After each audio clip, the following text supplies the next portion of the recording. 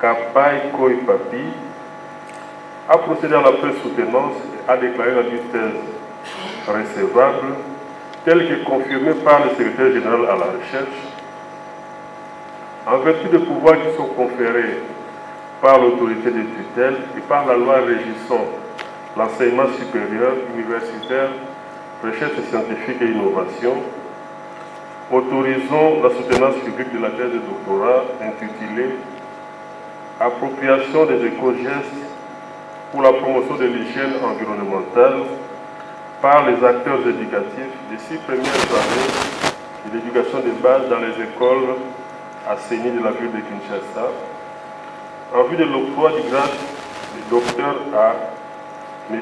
Kapai Koipapi. Il est né à Masimanimba le 24 avril 1984. Il est originaire de la province de Kwilu. Il a fait ses études primaires à l'école primaire conventionnée catholique Mataï 2, où il obtiendra son certificat de cycle primaire. Il est détenteur de diplôme d'État en pédagogie générale depuis 2003 au lycée Ngemba à Masimanimba. Il est licencié en gestion et administration des institutions scolaires et des formations de l'UPEN depuis 2008. Monsieur Kapai Koipapi est actuellement détenteur d'un BA en ergonomie scolaire de l'UPEN depuis 2022. Nommé assistant, premier mandat depuis 2010, et en 2013, il est nommé assistant de deuxième mandat et promu au grade du chef des travaux en 2015. Actuellement, il œuvre à la faculté de psychologie des sciences de l'éducation comme chef des travaux attaché au département de gestion et administration, institutions scolaires et de formation. Pédagogique de Masimanimba. Il est chercheur indépendant au sein de l'unité de recherche 12, technologie d'appui à l'enseignement du centre de recherche interdisciplinaire de l'UPEN, expert à la direction de l'enseignement ouvert à distance. Il est également auteur et co-auteur de plusieurs articles scientifiques dans les domaines précités.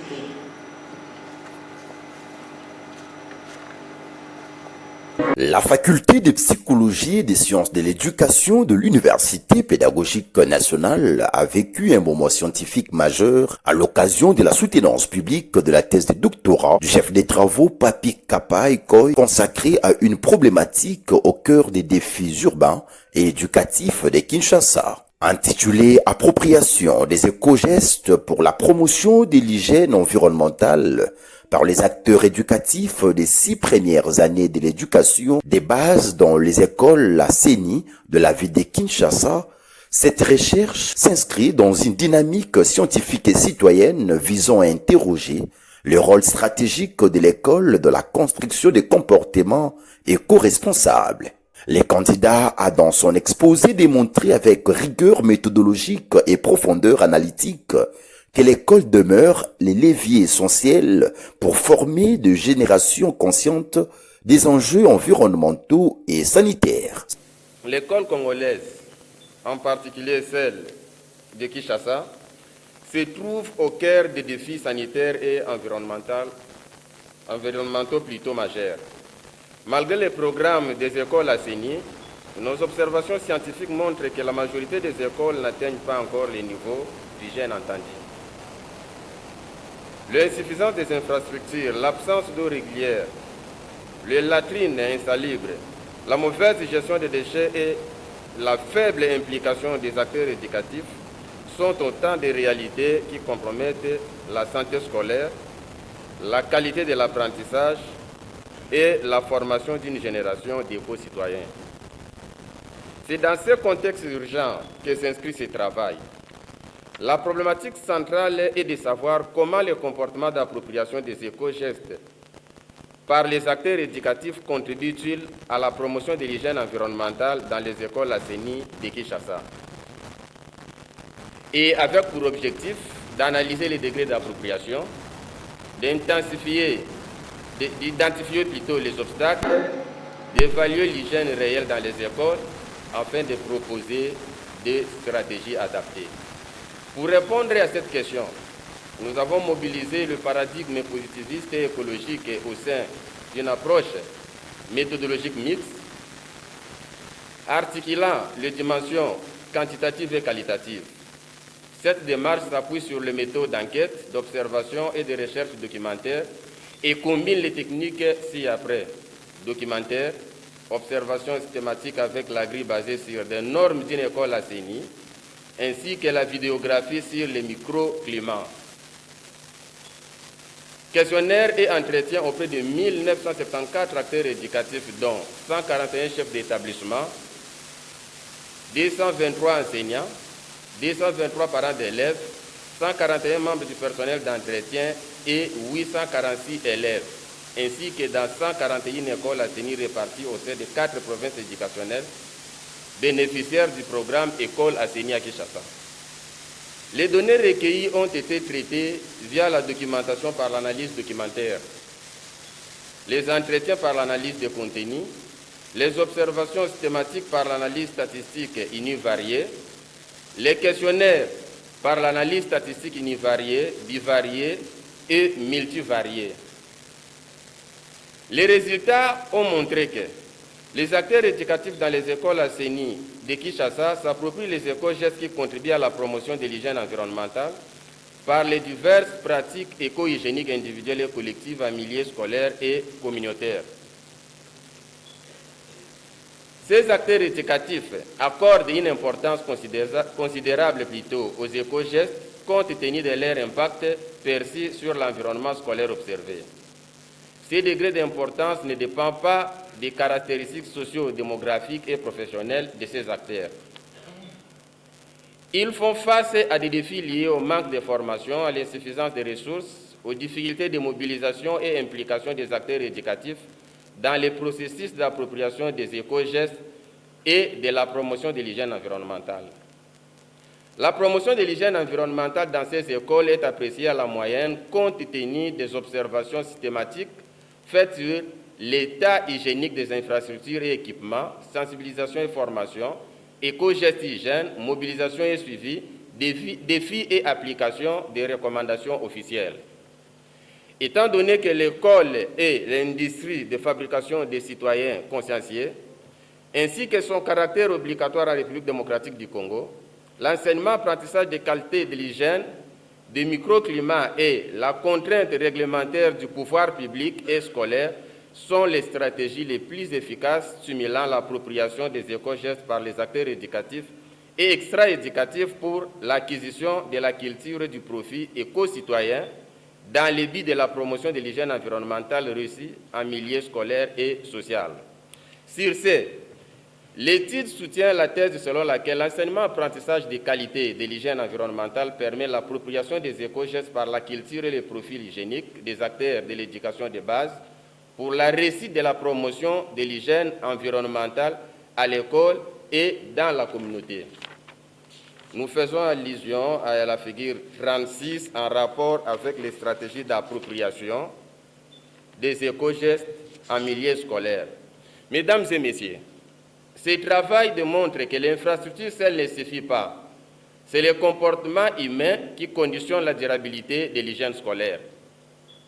Cette thèse apporte une compréhension comportementale de l'hygiène scolaire, un modèle d'analyse centré sur les acteurs éducatifs, des stratégies concrètes ancrées dans le contexte quinois. Pour ce, le gouvernement est appelé à considérer l'hygiène scolaire comme un enjeu de santé publique nationale. Sans eau, sans latrines fonctionnelles, sans budget d'assainissement, nos écoles restent vulnérables. L'État doit garantir un minimum sanitaire obligatoire pour chaque école du pays. Le programme École assainie doit devenir une réalité observable, mesurable et contrôlée.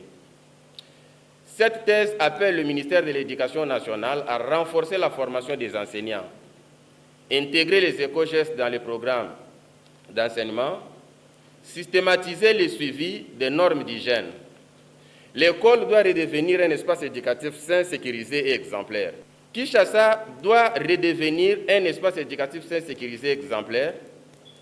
Devenir également un modèle national en matière d'hygiène scolaire.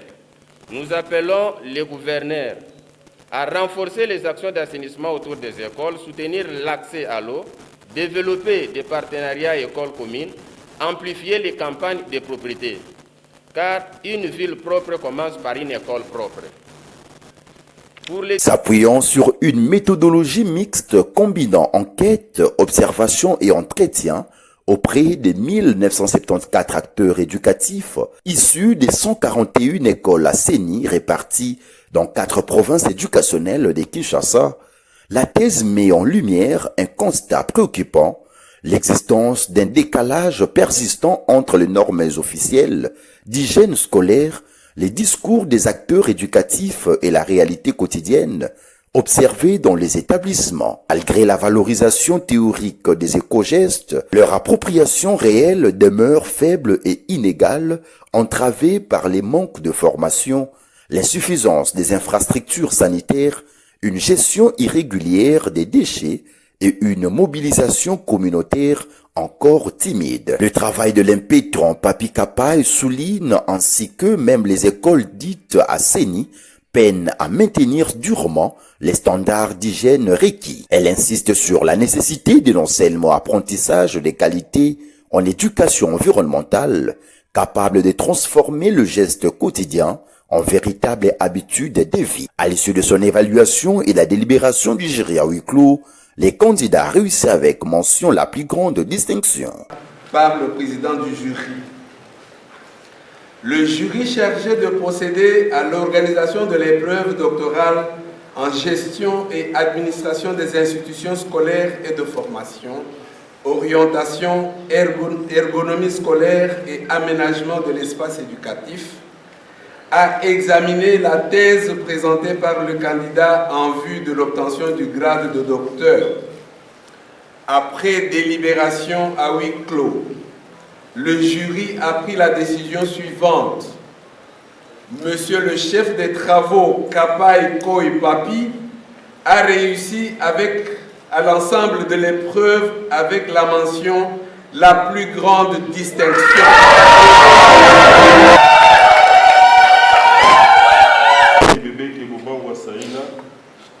Rectrice de l'Université pédagogique nationale, vu le procès verbal du jury chargé de procéder aux examens et la dernière épreuve en vue de l'obtention du grade de docteur en gestion et administration des institutions scolaires et de formation, orientation, ergonomie scolaire et aménagement de l'espace éducatif de M. Kapaï Koi Papi, attendu que toutes les prescriptions de l'ordonnance loi numéro 85 012 du 29 mars 1985, telles que modifiées à ce jour, relatives à l'appellation des grades académiques ont été respectées, conférant aux candidats précités les grades de docteur en gestion et administration des institutions scolaires et de formation, orientation, ergonomie scolaire et aménagement de l'espace éducatif. Pour la circonstance, le secrétaire général à la recherche de l'UPN a conféré aux récipiendaires les grades académiques des docteurs en ergonomie scolaire et aménagement des espaces éducatifs. En sortant de la salle, le nouveau docteur a souligné que ce sujet, la vraie motivation reste la réalité du fait qu'il y a un écart réel entre tout ce qu'on nous enseigne, ce que nous devrions faire et ce que nous faisons. L'assainissement des écoles devrait être un processus cyclique, c'est-à-dire on ne fait pas l'hygiène pour un temps et abandonner, et à tout moment.